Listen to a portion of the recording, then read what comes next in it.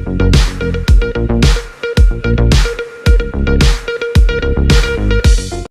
News में आपका स्वागत है। मैं आपके साथ फरहान नाज़। ಇವತ್ತು ನಾನು ಪತ್ರಿಕಾ ಪರಿಷತ್ ಕರೆದಿರ್ತಕ್ಕಂಥ ಉದ್ದೇಶ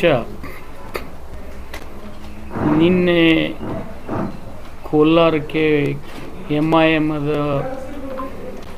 ವಯಸ್ಸಿಯವರು ಬಂದಿದ್ದರು.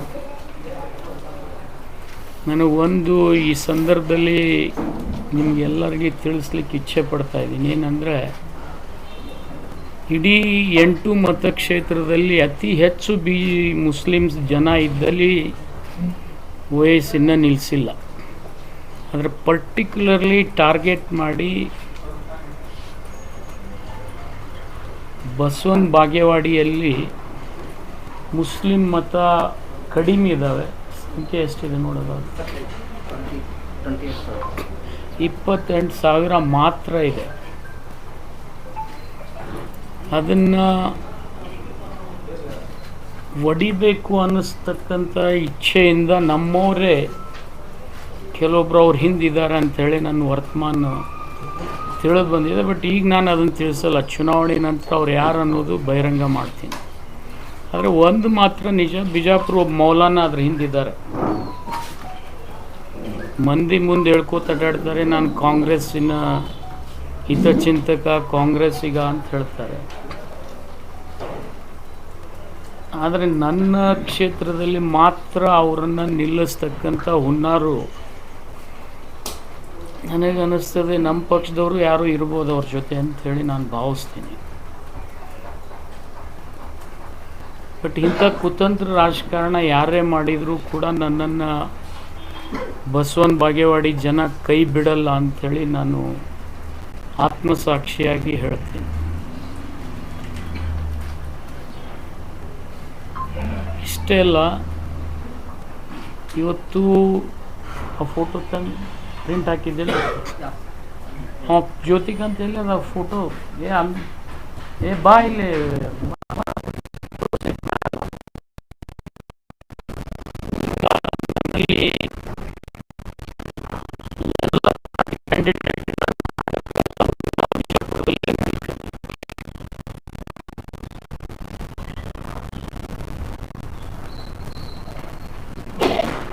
ಅದನ್ನು ನಾನು ಈಗ ಬಹಿರಂಗಪಡಿಸಲ್ಲ. ಮತ್ತು ನಿಮ್ಮ ಮುಖಾಂತರ ಅವ್ರಿಗೆ ನಾನು ಇಷ್ಟ ಹೇಳಲಿಕ್ಕೆ ವಿನಂತಿ ಮಾಡ್ಕೊಳ್ತೀನಿ ನಿಮ್ಮಲ್ಲಿ. ಇದೇ ರೀತಿ ಮುಂದುವರೆದ್ರೆ ಈ ಜಿಲ್ಲೆಯಲ್ಲಿ ನನ್ನ ಅಭಿಮಾನಿಗಳಿದ್ದಾರೆ. ನಾನೇನಾದರೂ ಆ ಥರದ ರಾಜಕಾರಣ ಮಾಡಿದರೆ ನೀವು ಭಾಳ ಕಷ್ಟಕ್ಕೆ ಸಿಕ್ಕಾಕ್ಬಿಡ್ತೀವಿ. ಒಂದು ಚೇರ್ತಾ ಇಲ್ಲಿ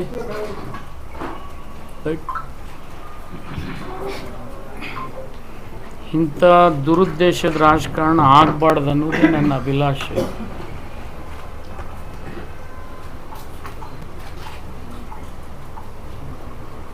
ಮತ್ತು ಇನ್ನೊಂದು, ನನ್ನಲ್ಲಿ ನಿಂತಿರ್ತಕ್ಕಂಥ ಜನತಾದಳದ ಅಭ್ಯರ್ಥಿ ಮತ್ತು BJP ಅಭ್ಯರ್ಥಿ ಇವರ ಬಗ್ಗೆ ನಿಮಗೆಲ್ಲ ಗೊತ್ತಿದೆ. ನಮ್ಮ BJP ಅಭ್ಯರ್ಥಿ ಕೆಲವೇ ದಿನಗಳ ಹಿಂದೆ ಜನತಾದಳ ಸೇರಿ ಬಿಜಾಪುರ ನಗರಕ್ಕೆ ಬಂದು ಜನತಾದಳದ ಪರ ಪ್ರಚಾರ ಮಾಡಿ ಏನು ಅನುಭವಿಸಿದ್ದಾರೆ ಅನ್ನೋದು ನಿಮಗೆಲ್ಲ ಗೊತ್ತಿದೆ. ಮತ್ತು ಇವತ್ತಿನ ವರ್ತಮಾನ ಜನತಾದಳದ ಅಭ್ಯರ್ಥಿ ಏನಿದ್ದಾರೆ, 3 ಬಾರಿ ಜನತಾದಳದಿಂದ ನಿಂತು, 3 ಅಥವಾ 4 ಬಾರಿ ಇರ್ಬೋದು ನಿಂತು, 2 ವರ್ಷದ ಹಿಂದೆ BJPಗೆ ಹೋಗಿ RSS ರೂಟ್ ಮಾರ್ಚ್ನಲ್ಲಿ ಪಾಲ್ಗೊಂಡು RSS ಡ್ರೆಸ್ ಹಾಕಿರೋ ಫೋಟೋನು ನನ್ನ ಹತ್ರನೇ ಇದ್ದಾವೆ.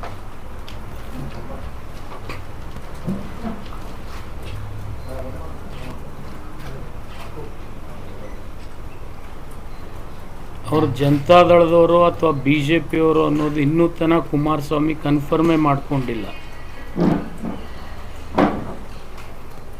ಕುಮಾರಸ್ವಾಮಿಯವರು ಇವ್ರಿಗೆ ಟಿಕೆಟ್ ಕೊಡುವಾಗಾದರೂ ಅಟ್ಲೀಸ್ಟ್ ತಾನು ಅವನು ಸೆಕ್ಯುಲರು ಅನ್ಸೆಕ್ಯುಲರ್ ಅನ್ನೋದು ನಾನು ಬಿ ಜೆ ಪಿಯಲ್ಲಿದ್ದರೆ ಅಲಿಗೇಷನ್ ಮಾಡ್ತಿದ್ದಿಲ್ಲ. ಯಾವ ವ್ಯಕ್ತಿ RSS ರೂಟ್ ಮಾರ್ಚ್ನಲ್ಲಿ ಹೋಗಿ ಬಂದಿದ್ದಾನೆ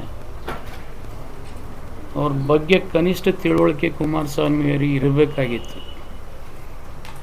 ಇವತ್ತು ಬಿ ಜೆ ಪಿಯವರು ಒಂದು ಪ್ರಚಾರ ಮಾಡ್ತಾರೆ, ಏನಪ್ಪ ಅಂತಂದರೆ ಪಂಚಮಸಾಲಿ ಸಮಾಜದ ಓಟು ಶಿವಾನಂದ ಪಾಟೀಲ್ರಿಗೆ ಹಾಕಬೇಡ್ರಿ, ಅಪ್ಪುಗೌಡ್ರಿಗೆ ಹಾಕ್ರಿ ಅಂತೇಳಿ ಬಿ ಜೆ ಪಿಯವ್ರು ಪ್ರಚಾರ ಮಾಡ್ತಾರೆ.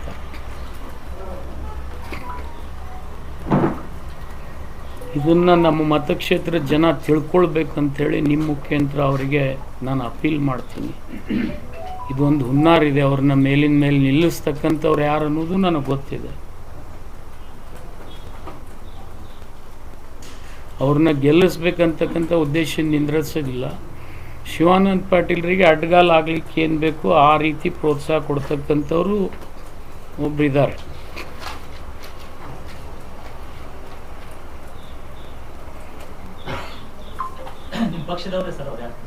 ಅದು ಈಗ ಯಾಕೆ ಹೇಳಬೇಕು, ಸಮಯ ಸಂದರ್ಭ ಬಂದಾಗ ಹೇಳ್ತೀನಿ ಅಂತ ನಾನೇ ಮೊದಲು ಹೇಳಿದ್ದೆ. ಈಗ AICC ಅಬ್ಸರ್ವರ್ಗಳು ಬಿಜಾಪುರ ನಗರದಲ್ಲಿ ಇದ್ದಾರೆ, ಅವ್ರಿಗೆ ಏನಾದ್ರು ಗಮನಕ್ಕೆ ತಂದಿರೇನು?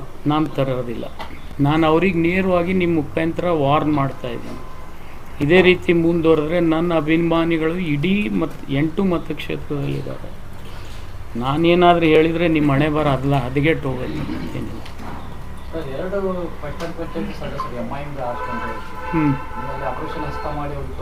ಇಲ್ಲಿ ಕೂತಾರೆ, ಅವ್ರಿಗೆ ಕೇಳಿ. ಇಲ್ಲಿ ಪಕ್ಕಕ್ಕೆ ಕೂತಾರೆ, ಇನ್ನೊಬ್ರು ಹೆಣ್ಮಗಳಿದ್ದಾಳೆ, ಅವ್ರಿಗೆ ಕೇಳಿ. ಹೇಳಪ್ಪ, ನೀ ಹ್ಯಾಗೆ ಬಂದು ಯಾವ್ದಕ್ಕೆ ಬಂದು ಅನ್ನೋದು. ಶಾಸಕರ ಅಭಿವೃದ್ಧಿ ಕಾರ್ಯಗಳನ್ನು ಮೆಚ್ಚಿ ನಾನು MIM ಪಕ್ಷವನ್ನು ತೊರೆದು ಬಂದೀನಿ. ಕಾಂಗ್ರೆಸ್ ಪಕ್ಷದ ತತ್ವ ಸಿದ್ಧಾಂತ ನನ್ನ ಮೊದಲಿನಿಂದಲೇ ಕಾಂಗ್ರೆಸ್ ಪಕ್ಷದ ತತ್ವ ಸಿದ್ಧಾಂತಗಳು ನನ್ನ ಕಡೆ ಇದ್ದು, ಆದರೆ ಏನೋ ಒಂದು ನನ್ನ ಸಮಸ್ಯೆ ಇದ್ದ ಕಾರಣ MIM ಪಕ್ಷಕ್ಕೆ ಹೋಗಿದ್ದೆ. ಅದಕ್ಕೆ ಮರಳಿ ನಾನು ಕಾಂಗ್ರೆಸ್ ಪಕ್ಷಕ್ಕೆ ನಾನು ಬಂದೀನಿ. ನನ್ನ ಖುಷಿಯಿಂದ, ನನ್ನ ಆತ್ಮಸಾಕ್ಷಿಯಿಂದ ಒಪ್ಪಿಕೊಂಡು ನಾನು ಕಾಂಗ್ರೆಸ್ ಪಕ್ಷಕ್ಕೆ ಬಂದೀನಿ. ಯಾವುದೋ ಆಸೆ ಆಮಿಷಗಳು ಏನೂ ಯಾರೂ ಒಡ್ಡಿಲ್ಲ. ಅಂಥ ವಿಷಯಕ್ಕೆ ನಾನು ಯಾವತ್ತೂ ಯೋಚನೆಯೂ ಮಾಡಿಲ್ಲ. ಇದು ಕ್ಲಾರಿಫೈ ಆಯ್ತಾ ನಿಮಗೆ? MIM ದಿನ ಏನಿದ್ರೆ ಕೇಳೋದಿದ್ರೆ ಕೇಳ್ಕೊಳ್ರಿ, ಅವರೇ ಇಲ್ಲ. ತೌಸೀಫ್ ಶಫುದ್ದೀನ್ ಗಿರ್ಗಾವಿ. ತೌಸೀಫ್ ಶಫುದ್ದೀನ್ ಗಿರ್ಗಾವಿ, ಇನ್ನೊಬ್ರು ಲೇಡಿ ಇದ್ದಾರೆ, ಆಕೇರ ಅನ್ವರ್ ಕಂಕರ್ತಿ. ಅವ್ರು ಬಂದಿಲ್ಲ. ಅವ್ರನ್ನ ಕರ್ಸಂದ್ರೆ ಕರೆಸ್ತೀನಿ, ಬೇಡ ಅವರು ಇದ್ದಾರೆ. ತೌಸೀಫ್ ಶಫುದ್ದೀನ್ ಗಿರ್ಗಾವಿ ಬಂದಾರ. ಬಾ ಅನ್ನತ್ತು. ಇಲ್ಲಿ ಅವ್ರ ಮನೆಯವ್ರು ಇಲ್ಲೇ ಇದಾರಲ್ಲ, ಕೃಷಿಕ್ ಅವ್ರಿಗೆ. ನಾ ಇವ್ ಒಬ್ಬನೇ ಅದಾನತ್ತಿ, ಇಲ್ಲೇ ಅದಾರ. ಇದ್ರಿಷಾ ಅವ್ರ ಮನೆ. ಆಖೇರ ಅನ್ವರ್ ಕಂಕರ್ತಿ. ಆಖೇರ ಅನ್ವರ್ ಕಂಕರ್ತಿ.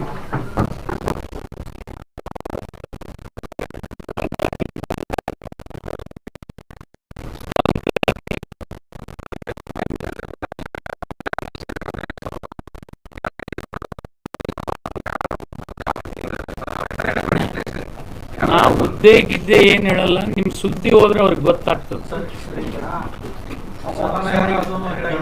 ಮೌಲಾನನ ಹೆಸರು ಹೇಳೋದಿಲ್ಲ ನಾನು.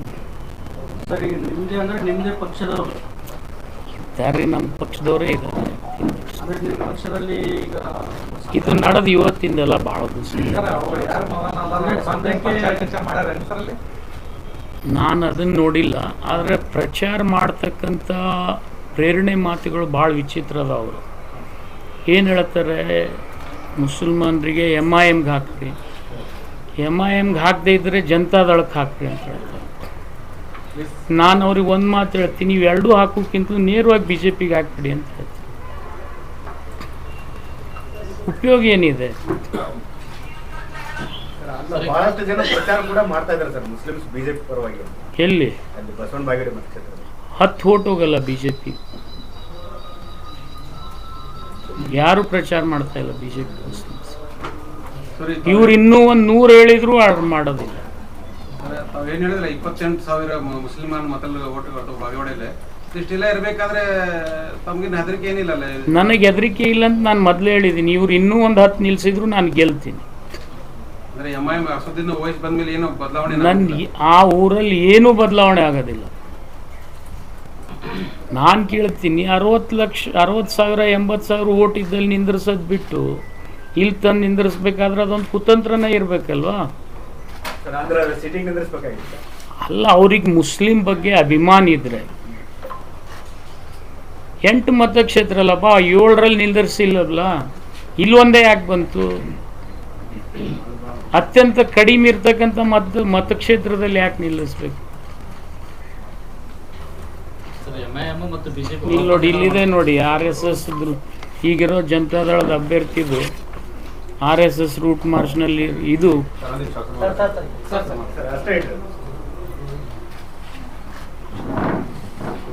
ಯಾವುದೇ ಮುಸಲ್ಮಾನರು ಜನತಾದಳಕ್ಕೆ ವೋಟ್ ಹಾಕ್ತಾ ಇದ್ರೆ ದಯಮಾಡಿ ಈ ಫೋಟೋ ನೋಡಿ ತಾವು ನಿರ್ಣಯ ಮಾಡ್ಬೇಕಂತೇಳಿ ನಿಮ್ಮ ಮುಖಾಂತರ ನಾನು ಅಪೀಲ್ ಮಾಡ್ಕೋತೀನಿ ಅವ್ರಿಗೆ.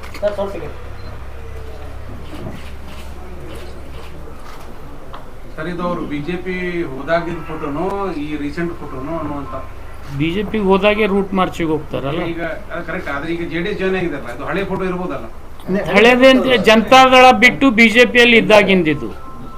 ಅವರು ಬಿಜೆಪಿಯಲ್ಲಿ ಇದ್ದಾಗ RSS ರೂಟ್ ಮಾರ್ಚಿಗೆ ಹೋಗಿರೋದು. ಇವತ್ತು ಅವ್ರು ಕೇಳಿದ್ರೆ ನಾವು JDS ಸಿದ್ಧಾಂತ ಒಪ್ಕೊಂಡು ಬಂದೀವಿ ಅಂತ ಹೇಳ್ತಾರೆ. ಅದು ಕುಮಾರಸ್ವಾಮಿ ವಿಚಾರ ಮಾಡಬೇಕಾಗಿತ್ತು, ಇದನ್ನಾದರೂ ನೋಡಿ ವಿಚಾರ ಮಾಡಬೇಕಾಗಿತ್ತು. ಮತ್ತು ಕುಮಾರಸ್ವಾಮಿ ಒಂದು ಮಾತು ಅಂದಿದ್ರಂತೆ, ನನಗೆ ಗೊತ್ತಿಲ್ಲ, ಅವ್ರಿಗೆ ನೀವು ಕೇಳಬೇಕು. ನಾನು 2 ಮನಗುಳಿ ಮಕ್ಕಳಿಗೆ ಟಿಕೆಟ್ ಕೊಡಲ್ಲ ಅಂತ ಅಂದಿದ್ರಂತೆ ಅವ್ರ ಕಾರ್ಯಕರ್ತರ ಮುಂದೆ. ಅದಕ್ಕೆ ತನಿಖೆದಾರಿಗೆ ಕೊಟ್ಟಿದ್ರು ಅವರು. ಒಬ್ಬ ಕುರುಬ ಪಾಪ ಕುರುಬರಿಗೆ ಕೊಟ್ಟಿದ್ರು. ಅವ್ರಿಗೆ ಕೊಟ್ಟಿದ್ದನ್ನು ಕಸ್ಕೊಂಡ್ರು. ಆ ಕಸ್ಕೊಳ್ಳುವಂಥ ಸಂದರ್ಭದಲ್ಲಿ ಆದ್ರೆ ಅವ್ರು ಇದನ್ನ ನೋಡಿ ವಿಚಾರ ಮಾಡಬೇಕಾಗಿತ್ತಲ್ಲ.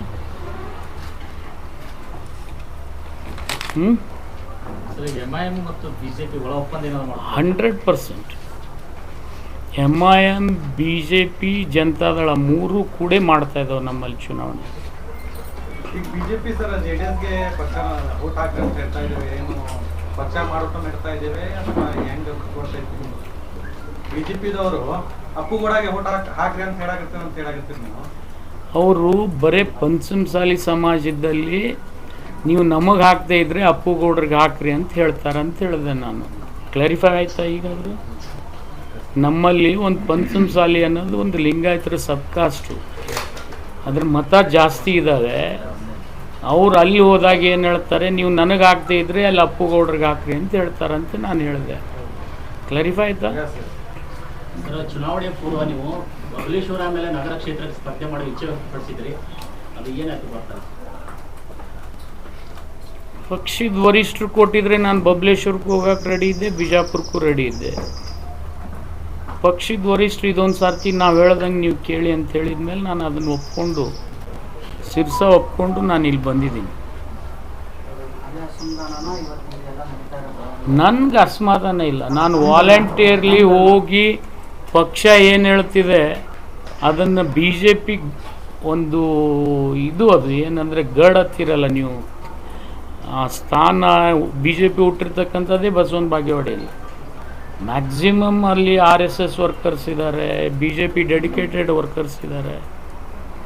ಆದರೆ ಈ ಕಂಟ್ರಿ BJPಗಳು ಸೇರಿ BJPನೂ ಹಾಳಾಯ್ತಲ್ಲಿ.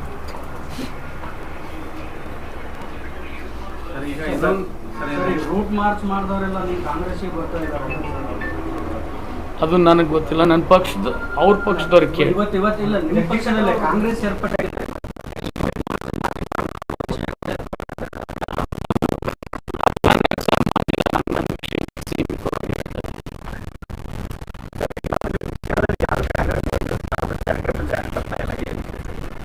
ಅವ್ರಿಗೆ ಆತ್ಮವಿಶ್ವಾಸ ಇದೆ ನಾನು ಗೆಲ್ತೀನಿ ಅಂತೇಳಿ. ನನಗೆ ಅವಶ್ಯಕತೆಯೂ ಇಲ್ಲ. ನಾನು ಎಂದೂ ಸ್ಟಾರ್ ಪ್ರಚಾರಕ್ಕೆ ಕರೆದಂಥ ವ್ಯಕ್ತಿನೂ ಅಲ್ಲ ಮತ್ತು ಕರೀದೂ ಇಲ್ಲ. ಈ ಥರ ನಿಮ್ಮ ಪಕ್ಷದಲ್ಲಿ ಒಳವರ್ತನ ನೀಡ್ತಾ ಇರೋದು ನಿಮ್ಮ ಕ್ಷೇತ್ರಕ್ಕೆ ಅಷ್ಟೇ ಸೀಮಿತನಾ ಅಥವಾ ಇಂಡಿಯಾ ನನ್ನ ಕ್ಷೇತ್ರ ಬೇರೆ ಬೇರೆ ಕ್ಷೇತ್ರಕ್ಕೂ ಆಗ್ತಾ ಇದೆ? ಇದು ನನ್ನ ಕ್ಷೇತ್ರಕ್ಕಿದ್ದಂಥ ಸಮಸ್ಯೆಯನ್ನು ನಾನು ಮಾತಾಡ್ಬೇಕಂತೇಳಿ ನಿಮ್ಮ ಎದುರು ಮಾತಾಡಿ. ಬೇರೆ ಬೇರೆಯವ್ರ ಕ್ಷೇತ್ರಕ್ಕೆ ಏನು ಸಂಬಂಧಪಟ್ಟಿದೆ ಅವ್ರು ಹೇಳ್ಕೊತಾರೆ, ನಾನು ಹೇಳ್ಕೊಲ್ಲ.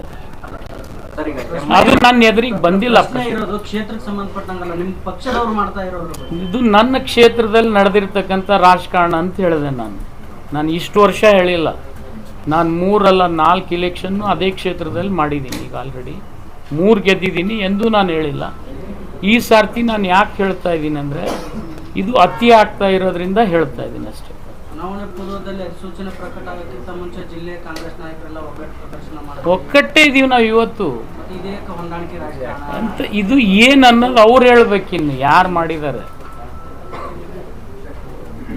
ಮೇಲ್ನೋಟಕ್ಕೆ ಒಗ್ಗಟ್ಟು ಮಾತ್ರ, ಒಳಗಡೆ ಎಲ್ಲ ಇಲ್ಲ, ನಾನು 8 ಕ್ಷೇತ್ರದಲ್ಲಿ ಕಾಂಗ್ರೆಸ್ ಪರಾನೇ ಇದ್ದೀನಿ ಇವತ್ತು. ನಾವು ಮೇಲ್ನೋಟಕ್ಕೆ ಅವತ್ತು ಇಲ್ಲ, ಇವತ್ತಿಲ್ಲ. ಪ್ರಶ್ನೆ ಇರೋದು ನಿಮ್ಗಲ್ಲ. ಇಲ್ಲ, ಪ್ರಶ್ನೆ ಇರೋದು ನನ್ನ ಯಾರ ಬಗ್ಗೆ ಅಲ್ಲ. ನೀವು ಇನ್ನೂವರೆಗೆ ತಿಳ್ಕೊಳ್ಳಿಕ್ಕೆ ತಯಾರಿಲ್ಲ. ನಾನು ನನ್ನ ಮತಕ್ಷೇತ್ರದಲ್ಲಿ ನಡೆದಂಥ ರಾಜಕಾರಣದ ಬಗ್ಗೆ ಮಾತನಾಡ್ತಾ ಇದ್ದೀನಿ ಅಷ್ಟೇ. ಆಯ್ತು ಸರ್, ಆದ್ರೆ ನಾವು ಕೇಳ್ತಾ ಇರೋದು ಪಕ್ಷದ ವಿಚಾರ ಆಗಿದೆ. ಪಕ್ಷದ ವಿಚಾರ ನಮ್ಮ ಜಿಲ್ಲಾಧ್ಯಕ್ಷರು ಹೇಳ್ತಾರೆ, ಕೇಳ್ಕೊಳ್ಳಿ. ಗಮನಕ್ಕೆ ಏನಾದ್ರು ತಂದಿದ್ದೀರಾ? ನಾನು ನಿಮ್ಮ ಗಮನಕ್ಕೆ ತಂದ ಮೇಲೆ ಅವ್ರ ಗಮನಕ್ಕೆ ಹೋಗಲ್ವಾ ಇದು? ಅಂದ್ರೆ ಪಕ್ಷ ಇದನ್ನು ನಿರ್ಲಕ್ಷ್ಯ ಮಾಡಿದೆ ಅಂತ ಅರ್ಥ ಆಯ್ತು. ಅದನ್ನು ಮಾಡಲಿ ಅಂತೇಳಿ ನಿಮ್ಮ ಮುಖಾಂತರ ಅವ್ರಿಗೆ ಹೇಳ್ತಾರೆ. ನೀವು ಮಾಧ್ಯಮದ ಹತ್ರ ಬಂದಿರಿ ಅಂದ್ರೆ ಅದರ ಅರ್ಥ ಪಕ್ಷದೊಳಗೆ ಅದಕ್ಕೆ ಬೆಲೆ ಸಿಕ್ಕಿಲ್ಲ ಅಂತ ಅರ್ಥ ಆಯ್ತು. ಪಕ್ಷದೊಳಗೆ ನಾನು ಹೇಳೇ ಇಲ್ಲಲ್ಲ, ಇಲ್ಲೇ ನಿಮ್ಮ ಇದರಿಂದಾನೇ ಅವ್ರಿಗೆ ಹೇಳ್ತಾ ಇದ್ದೀನಿ ಇದನ್ನ. ಅದಕ್ಕೆ ಏನಾದರೂ ಇದ್ರೆ ಅವ್ರು ಎನ್ಕ್ವೈರಿ ಮಾಡಲಿ. ಸರ್, ಆನೆಗಳೊಳಗೆ ಹೈಕಮಾಂಡ್ ನೀವೇನು ದೂರ ಸಲ್ಲಿಸಿರುವ ಮುಂದೆ ನಡೆ ಅದು ಮುಂದೆ ನೋಡೋಣ. ನಾನು ಗೆದ್ದು ಬಂದಮೇಲೆ ಎಲ್ಲ ಹೇಳ್ತೀನಿ ನಿಮ್ಗೆ. ಗೆದ್ದಿದಂತ್ರಿ ಇವ್ರು ಇನ್ನೊಂದು 10 ಮಂದಿ ನಿಲ್ಸಿದ್ರು ನಾನು ಗೆಲ್ತೀನಿ. ಅಂದ್ರೆ ಅವ್ರ ವಿರುದ್ಧ ದೂರ ಸಲ್ಲಿಸೋದು ನಾನು ದೂರ ಇವತ್ತು ಸಲ್ಲಿಸೋದಿಲ್ಲ ರೀ. ಜಿಲ್ಲೆ ಜನರಿಗೆ ಇದು ಗೊತ್ತಾಗಬೇಕಾಗಿತ್ತು, ಇಷ್ಟು ಹೇಳಬೇಕಾಗಿತ್ತು. ನಾನು ಹೇಳಿದ್ದೀನಿ.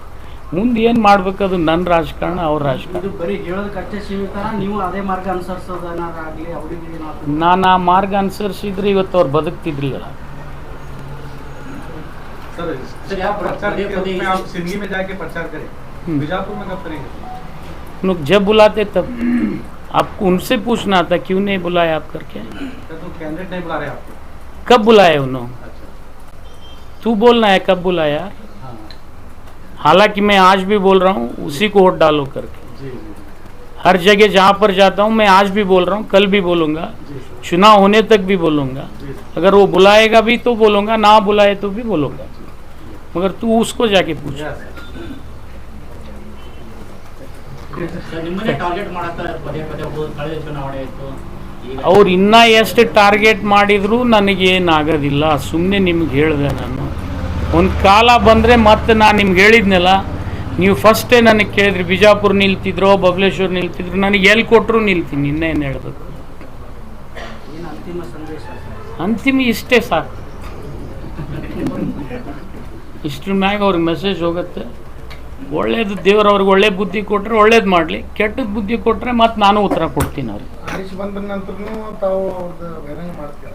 ಅದು ನೋಡೋಣ ಅಂತ ಅದನ್ನೇ ಹೇಳಿದ್ನಲ್ಲ. ಚುನಾವಣೆ ಆದಮೇಲೆ ಜನರ ನಿರ್ಣಯನೂ ಒಂದು ಗೊತ್ತಾಗ್ಬೇಕಲ್ಲ. ಚುನಾವಣೆ ಇದು ಹೊಸದೇನಲ್ಲ, ನೀವು ಪ್ರತಿ ಚುನಾವಣೆ ಟೈಮ್ದಲ್ಲೂ ಇದೇ ಆಗ್ತಾ ಇರೋದು. ಇಲ್ಲ, ನಾನು ಆದಾಗ ನಿಮ್ಮ ಒಂದು ನಿಮಿಷ ದಮ್ಮಮ್ಮ ದಮ್ಮಿ ಬರ್ತಾ ಇರೋದು. ಆದ್ರೆ ಅದಕ್ಕೊಂದು target ಇಲ್ಲ, 1 ನಿಮಿಷ ದಮ್ರಿ. ನಾನು 7 ಚುನಾವಣೆ ನಿಂತಿದ್ದೀನಿ, 5 ಗೆದ್ದಿದ್ದೀನಿ. ಎಂದಾದರೂ ನಿಮ್ಮ ಎದುರಿಗೆ ಇಂಥ ವಿಷಯ ನಾನು ಮಾತಾಡಿದ್ದೀನಿ? ತೆಗೀರಿ ಇತಿಹಾಸ.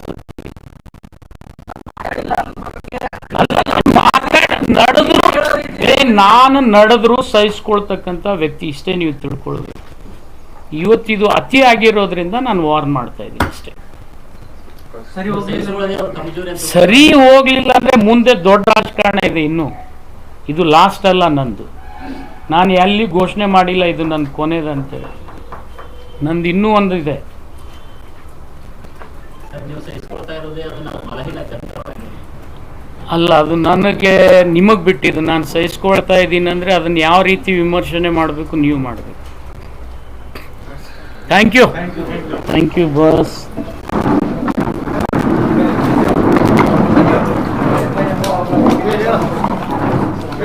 ಯಾವ ಫೋಟೋ ಕೊಟ್ಬಿಡು ಪ್ರಿಂಟ್.